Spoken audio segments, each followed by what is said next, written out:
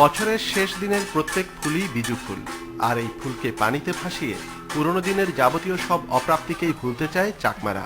আর তাই রাঙামাটি জুড়ে বিভিন্ন পাহাড়ে ঝিরি আর নদীতে ফুল ভাসিয়ে চাকমারা শুরু করে নতুন বছর। এ যেন জীর্ণতাকে ভুলে সমৃদ্ধির পথে এগিয়ে যাওয়া। আজকে আমরা ফুল ভাসিয়ে পুরাতন বছরকে বিদায় জানিয়েছি আর নতুন বছরকে স্বাগত জানালাম। খাগড়াছড়িতেও নতুন বছরের আগমন ঘিরে শুরু হয়েছে 3 দিনব্যাপী উৎসব। সম্প্রীতির বন্ধনে জাতি ধর্ম নির্বিশেষে সকলের সহযোগে এই উৎসব রঙিন করে তুলেছে পাহাড়ি জনপদ। ফুল ভাসিয়ে পুরনো বছরের সকল গ্লানি সবার জীবন থেকে মুছে যাক, নতুন বছরের সবার জীবনে আনন্দ অনাবিল সুখ বয়ে আনুক। বান্দরবানের তঞ্চঙ্গাদের ঐতিহ্যবাহী গিলা খেলার মধ্য দিয়ে শুরু হয়েছে বৈশাখ বরণ অনুষ্ঠান। এই গিলা খেলা আর বৈশাখ বরণ ঘিরে বসেছে গ্রামীণ মেলাও। আর মারমাদের সাংরাই উৎসবের ব্যাপক আয়োজন রয়েছে আজও।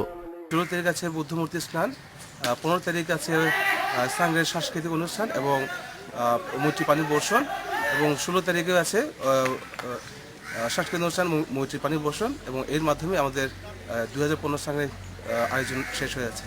পাহাড়ি বাঙালির ভ্রাতৃত্ববোধে নতুন বছরের প্রত্যেক সূর্যোদয় সম্প্রীতির বার্তা নিয়ে সমৃদ্ধ করবে এই জনপদকে, এমনটাই ভাবছে এখানকার মানুষেরা। অনুপম শীল, ইন্ডিপেন্ডেন্ট নিউজ।